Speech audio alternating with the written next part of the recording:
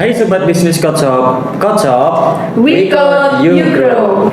Baik, kali ini kita akan membahas buku dari Dale Carnegie dengan judul Bagaimana Mencari Kawan dan Mempengaruhi Orang Lain. Nah, kali ini kita sudah sampai di bagian 3 bab 6. Yes. Nah, judul dari bab ini adalah Kartu Pengaman dalam Menangani Keluhan. Nah, pernah nggak sih teman-teman ketika ngobrol sama seorang teman dari kalian itu, mereka tuh berusaha meyakinkan kalian dengan ngomong banyak gitu loh? Iya, pernah. Pernah nggak? Ya. Tapi yang apa namanya, justru teman-teman itu malah nggak fokus ke mereka karena udah nggak suka dulu didominasi pembicaraannya gitu.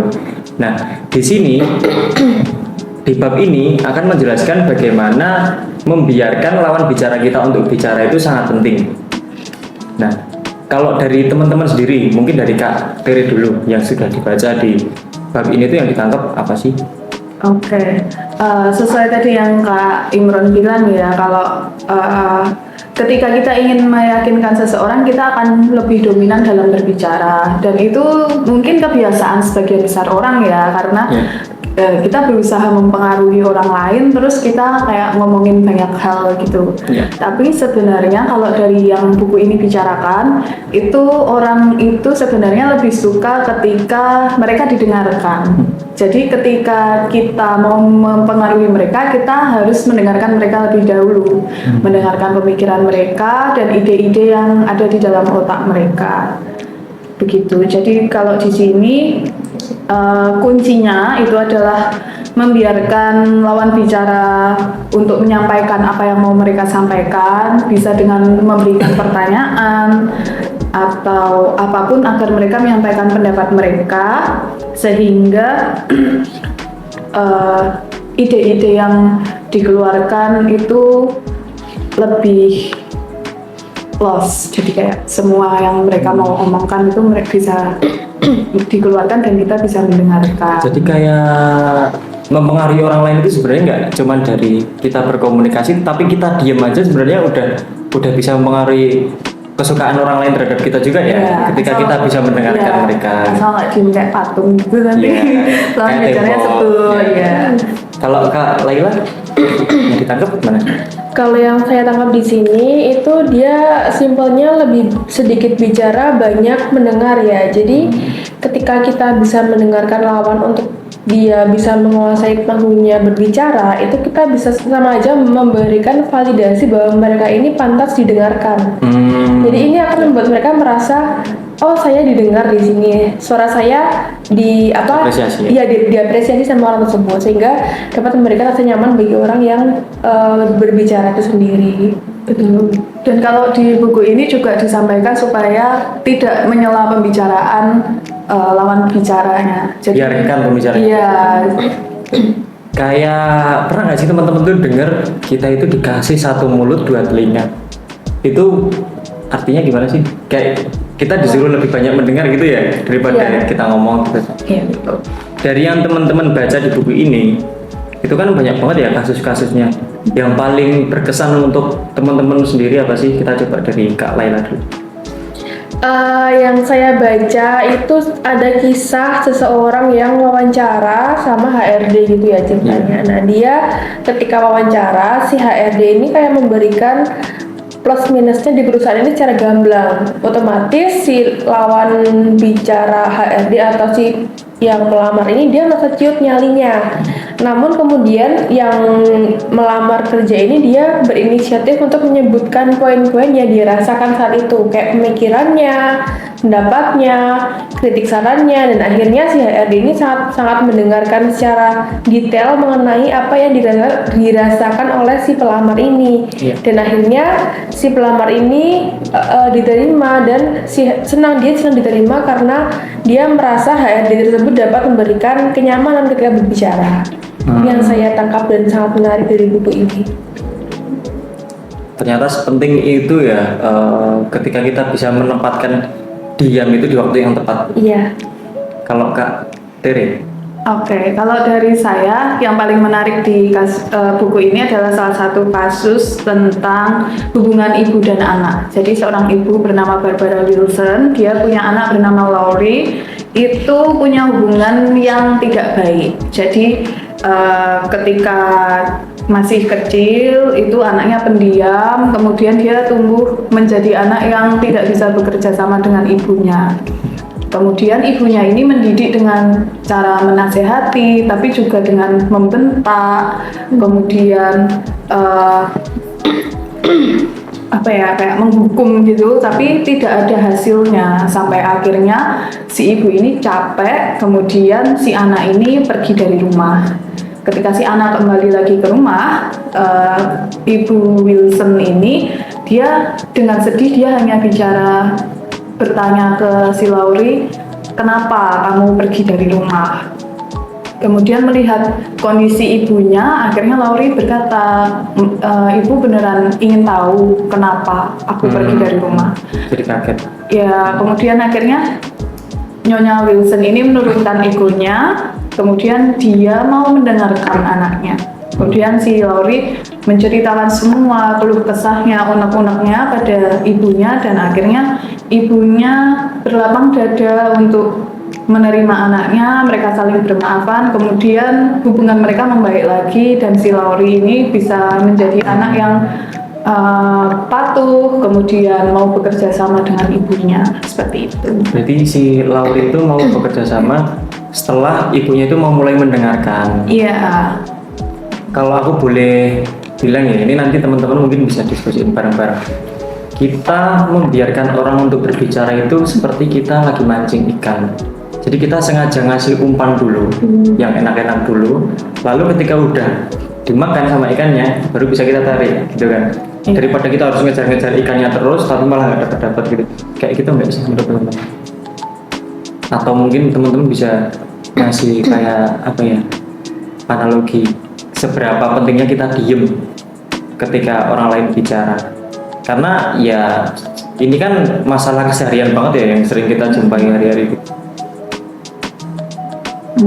Ya mungkin apa yang Kak Imron bilang benar gitu ya. Jadi kita kayak memberi kesempatan orang lain berbicara, ibaratnya memberikan umpan supaya ditangkap ikannya dulu.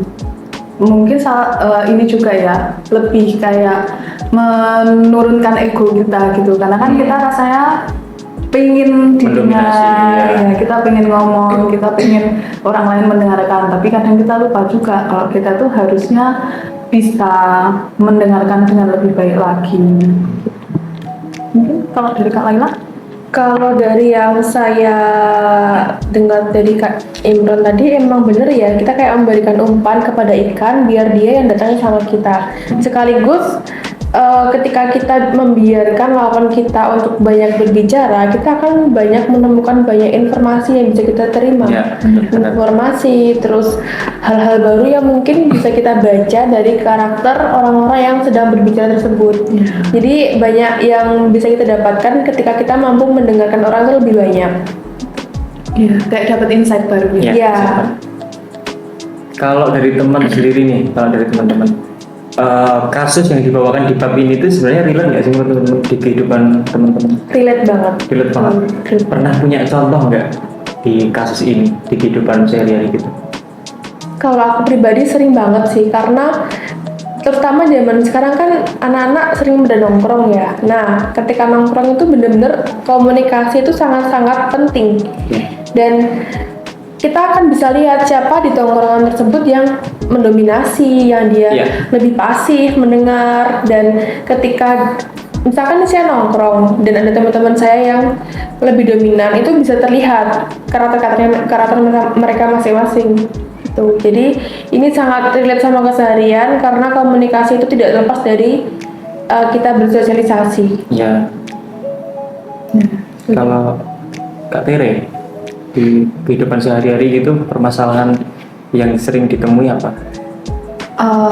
Mungkin salah satunya kayak di pekerjaan gitu ya. Saya sering nemuin kayak teman-teman customer service itu yang menanggapi customer yang lagi marah atau lagi rewel, dan rata-rata teman-teman customer service itu mereka membiarkan Jadi mereka membiarkan customer-nya bicara dulu. Iya, iya. Jadi meluapkan apapun yang mereka mau omongin, mungkin kemarahannya atau mungkin hal-hal lain yang menurut mereka kurang sesuai, kurang pas.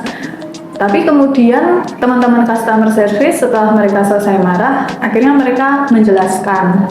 Dan itu biasanya works. Dari yang saya lihat, apa yang teman-teman customer service lakukan itu works, dalam artian pada akhirnya customer yang tadinya marah, terus unek-uneknya didengarkan, terus mereka jadi kayak, ah ya udahlah kak, gitu. Ketika dijelasin balik, dia jadi mau mendengar juga. Iya, karena apa yang ada di pikiran mereka itu udah terluapkan, udah tersampaikan, jadi pada akhirnya mereka bisa mendengarkan saran-saran atau solusi yang diberikan oleh teman-teman customer service gitu. Jadi kayak di bab ini tuh kita itu diajarin ngomong yang penting, bukan yang penting ngomong. Gitu. Ya, betul. Nah, itu betul. La Rochefoucauld, seorang filsuf berkebangsaan Prancis, pernah berkata, kalau Anda menginginkan musuh, unggulilah kawan-kawan Anda. Namun kalau Anda ingin punya kawan, biarkan kawan Anda mengungguli Anda. Nah, dari quotes ini teman-teman, yang teman-teman tafsirkan itu kayak gimana sih? Silahkan, mau siapa dulu? Kalian dulu aja. Kalau yang saya tangkap itu adalah tentang perihal bagaimana kita memberikan jalan buat teman-teman itu juga bisa merasa tervalidasi gitu. Jadi ketika kita pengen punya musuh kan tadi bilangnya kita unggulilah kawan-kawan ya. Di sini kan berarti kan kita membuat teman-teman kita tuh merasa di bawah kita. Orang yang merasa di bawah berarti kan dia merasa tidak penting, sehingga dia merasa keberadaannya ini tidak diinginkan, tidak dianggap. Jadi ketika kita ingin membuat teman, ya kita harus membiarkan mereka mengungguli kita, dalam arti kita memberikan mereka panggung untuk mereka berbicara, mereka bekerja, mereka melakukan hal yang membuat mereka merasa tervalidasi oleh kita gitu. Setuju sih sama Kak Laila. Jadi kalau mau cari musuh, kita bisa bodo amat gitu ya, bisa ambis, bisa mengungguli orang-orang di sekitar kita, tapi mungkin efek sampingnya adalah orang-orang di sekitar kita merasa nggak penting itu tadi, kemudian tumbuh rasa iri, tersaingi, sebel gitu kan. Tapi kalau kita mau cari kawan, mungkin kita bisa membiarkan mereka untuk menunjukkan keunggulannya, jadi mereka juga merasa dihargai, apa yang mereka miliki, kelebihan mereka dihargai, sehingga mereka bisa nyaman berkawan dengan kita. Jadi kayak gimana ya, kayak si malakama nggak sih? Jadi kita mau unggul nanti kita dijauhi sama teman-teman, tapi kalau kita pengen salah.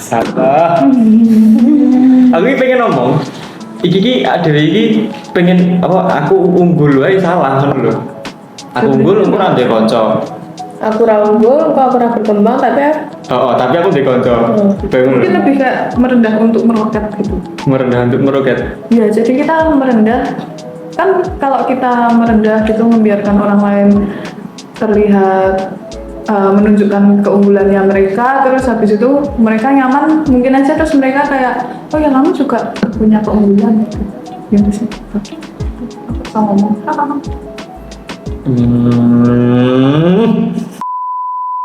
baik teman-teman, selama kurang lebih 10 menit terakhir kita sudah membahas dan sudah membedah dari bab 3 bagian 6 dengan judul Katup Pengaman dalam Menangani Keluhan. Nah, mungkin teman-teman sendiri bertanya-tanya, siapa sih kita kok pakai baju biru-biru gini, terus ada oren-orennya. Nah, kita itu dari Coach Shop Indonesia. Nah, Coach Shop Indonesia itu adalah toko AIDC yang menjual apa saja, Kak? alat-alat identifikasi data kayak scanner, barcode, printer kasir, ID card, laci kasir, ada supplies juga, ada mesin penghitung uang juga, dan ada banyak ya kayak banyak banget. Kita menjual apapun yang dapat mengupgrade usaha Anda menjadi lebih modern dan profesional. Ya. dari teman-teman. Mungkin bisa dilihat itu kalau teman-teman punya toko, punya warung gitu, minimarket, bisa beli scanner yang mau 1 dimensi atau 2 dimensi juga ada. Mau printer kasirnya juga ada. Printer kasirnya kehabisan kertas, kita jualan kertas. Betul. Apalagi kita jualan semuanya. Ya, bahkan untuk perusahaan juga kita punya alat-alat untuk investasi gitu ya Kak. Iya. Kayak misalnya printer ID card atau misal teman-teman ada yang perusahaannya pingin cetak lanyard atau ID Iya. card, Bisa custom. Kita bisa usahain. Ya, kita bisa memfasilitasi kebutuhan Iya. teman-teman. Teman-teman punya produk yang ukurannya misal segini nih, kecil banget, terus bingung mau cari ukuran berapa, teman-teman bisa custom, mau pengen ukuran label barcode-nya itu ukuran berapa aja terserah teman-teman, bisa juga. Jadi kita juga tidak hanya menjual unit atau produk, tapi kita juga melayani jasa seperti jasa custom lanyard, jasa custom preprint kartu ID card, Ya. custom label, banyak sekali ya Kak, ya. Ya, dan alat-alat ini juga sebagai investasi buat teman-teman juga, karena Ya. teman-teman meskipun bayar ada harganya untuk unit-unitnya, tapi dijamin ori, dijamin awet, jadi bisa jadi barang investasi untuk usaha atau perusahaan teman-teman. Yang jelas pekerjaan teman-teman akan menjadi lebih efisien karena dengan alat-alat seperti ini akan mempercepat pekerjaan teman-teman. Kalau teman-teman nulis dulu kwitansi pakai tangan, sekarang bisa pakai printer yang keluar cuma 1 detik. Dulu teman-teman mau cari harganya harus lihat-lihat dulu, sekarang tinggal scan 1 detik selesai. Semuanya menjadi semakin lebih cepat ya. Benar. Mungkin itu dulu yang dapat kita bahas, yang dapat kita sharing untuk sore kali ini. Terima kasih, sampai jumpa.